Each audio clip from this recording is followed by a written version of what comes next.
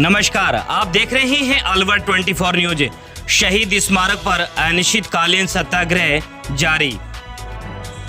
झालावाड़ के पीपलोदी हादसे के पीड़ित परिवारों को न्याय की मांग को लेकर नरेश मीणा का शहीद स्मारक पर धरना जारी है। आज चिकित्सा टीम ने नरेश मीणा का स्वास्थ्य परीक्षण किया। इसके बाद नरेश मीणा ने वहां उपस्थित लोगों को संबोधित किया।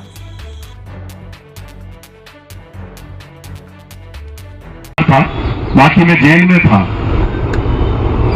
और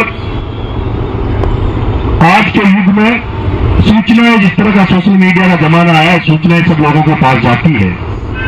मैं उम्मीद करता हूं कि छपरा की जनता, देवली उनियारा के लोग, क्योंकि उनियारा और देवली के लोग, छपरा के लोग कल रात से मुझे बहुत बड़ी संख्या में यहां नजर आने लगे। रात भर में आके आ रहे हैं।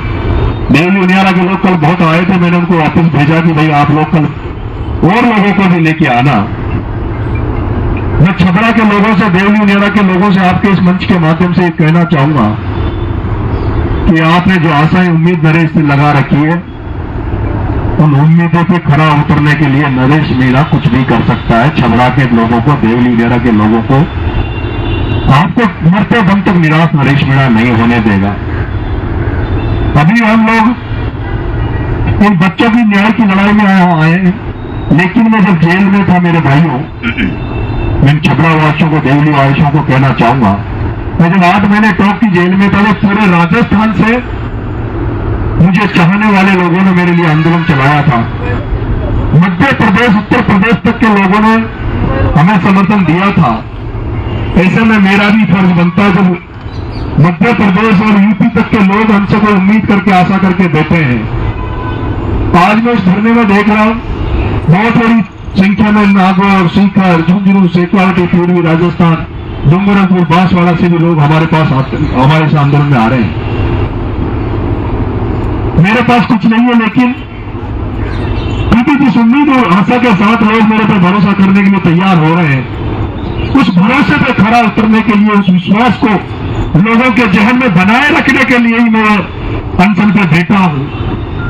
मैं अनशन पे इसीलिए बैठा हूं कि वो झालावाड़, जहां ये ट्रेजेडी हुई, जहां ये आघात हुआ, जहां ये दुखद घटना हुई मनोर थाना में, मुझे नहीं लगता कि कभी मेरे राजनीतिक जीवन में मुझे कभी वहां चुनाव के लिए वहां जाना पड़े, वोट मांगने के लिए जाना पड़े।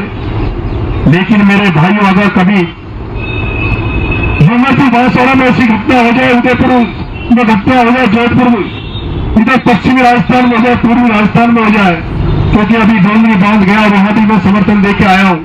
जब दिल्ली में किसान आंदोलन चल रहा था, तो भारत के किसान दिल्ली की सड़कों पर बैठे थे, तब मैं वहां पे लड़ने गया था। मेरा मन करता है जहां भी अन्याय हो, जहां भी इस तरह की घटना हो, उसमें मैं अपनी भूमिका निभाऊं, जितना मेरे से हो सके उतना करूं। इसलिए मैं उन छपरा के वासियों से, देवली उनियारा के वासियों से, आपसे भी कहना चाहूंगा कि मैं जो आप काम कर रहा हूं और ये जनता जनार्दन का जो आशीर्वाद मिल रहा है, इसका क्रेडिट मुझे ही नहीं मिलेगा, उन छपरा वालों को भी मिलेगा, जिन्होंने 50,000 वोट देकर मुझे इस लायक बना दिया कि आज लोग मुझे उस उम्मीद से देख रहे हैं। देवली उनियारा के लोगों को, मैं देवली उनियारा के लोगों को भी धन्यवाद ज्ञापित करता हूं, आभार ज्ञापित करता हूं कि आज उन्हीं की देन है कि उन्होंने इस बेटे को निर्दलीय 60,000 रुपए देके इस लायक बना दिया। जैसे मुझे छपरा में और देवली उनियारा में एक जगह 45,000, एक जगह 60,000 देके बनाया है, वैसे ये जो शख्स बैठे हैं आपके पास, भाई राजेंद्र जी गुडा साहब, ये भी निर्दलीय के रूप में 2 जगह से है। एक उदयपुर वाटी से एमएलए रहे, मिनिस्टर रहे, और इस बार तो चुनाव निजाम में देवली में उन्होंने खोटा रोका। वैसे भाई साहब ने झुंझुनू की, जो वहां की राजधानी है पश्चिमी राय, उसमें आके खोटा रोका और वहां से भाई साहब बहुत ईमानदारी से चुनाव लड़के आया। और शायद भाई साहब को अनुभव है, भाई साहब मंत्री रहे, भाई साहब सत्ताओं सरकारों को जानते हैं, भाई साहब चुनाव आयोग किस तरह से काम करता है उसको जानते हैं। मुझे तो इसमें अनुभव नहीं आ रहा। इस बार जो वोटों की काउंटिंग हुई तो मैं जेल में था, तो काउंटिंग में क्या हुआ क्या नहीं हुआ मुझे नहीं पता, लेकिन भाई साहब कह रहे थे कि मुझे भी वोट चोर करने वालों ने हरा दिया, नरेश को वोट चोर करने वालों ने हरा दिया। अगर नरेश को वोट चोरों ने नहीं हराया होता, मुझे नहीं हराया होता, और नरेश मीणा, राजेंद्र गुडा विधानसभा में होते, तो न्याय मांगने के लिए अनशन यहां नहीं करना पड़ता, विधानसभा नहीं चलती, विधानसभा नहीं चलती जब तक इनको न्याय नहीं मिल जाए।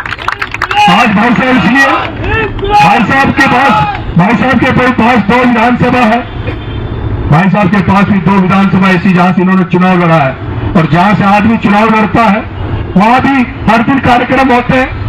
आज मेरे यहाँ देवली उनियारा में रोज मेले हो रहे हैं, रोज निमंत्रण आ रहे हैं, भाई साहब हमारे गांव में मेला है, हमारे गांव में मेला है, आपको आना है। लेकिन मुझे इनको कैसे जाऊं छोड़ के,